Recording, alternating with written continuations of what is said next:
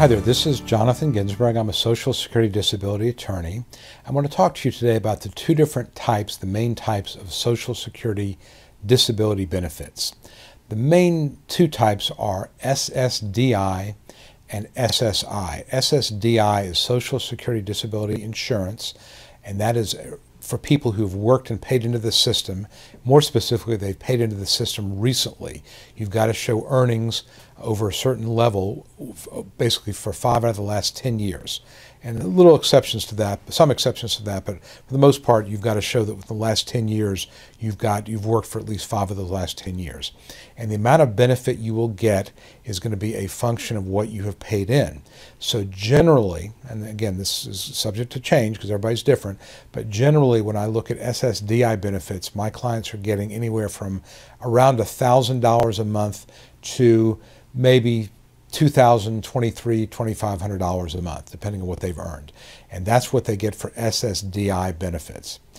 SSI benefits a totally different ballgame. SSI is essentially a welfare program for people who have not paid enough into the system to qualify for SSDI benefits. And the SSI benefit is set by statute. I believe for 2016, it's I think something like $733 a month. And that's all you get. And the other thing about SSI benefits is that they're subject to offset, meaning that if you have room and board provided by somebody else, Social Security will look at that and figure the value of the room and board, and they will reduce your SSI benefit. If you have assets over a certain amount, they will reduce your benefits until those assets are used up. So it's really for very low income people who can't work, the same standard for disability, proving that you don't have the capacity to perform full-time work. But the amount that you get is going to be very different. If you're an SSI only case, then this $700 plus $733 is all you're going to get. You're not going to be able to get any more. You can't also get SSDI. If you're an SSDI claimant, then assuming your SSDI amount is more than $733, all you're going to get is SSDI. You don't get both of them. So generally, SSDI claimants are going to get more per month than SSI claimants.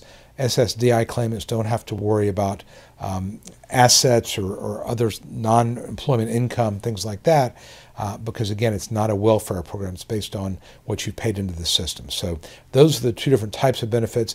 There's other variations of those disabled widows benefits, which are basically like SSDI benefits, but most of the time people are either going to be SSI or SSDI, and that's typically what the Social Security system is looking at. So I hope this has been helpful in understanding a little bit about the difference between those two different types of benefits. There's obviously a lot more things we can talk about, but that's big picture of how this all works. So I hope this has been helpful. Any questions, please let me know. I'm Jonathan Ginsberg, and I hope to hear from you soon.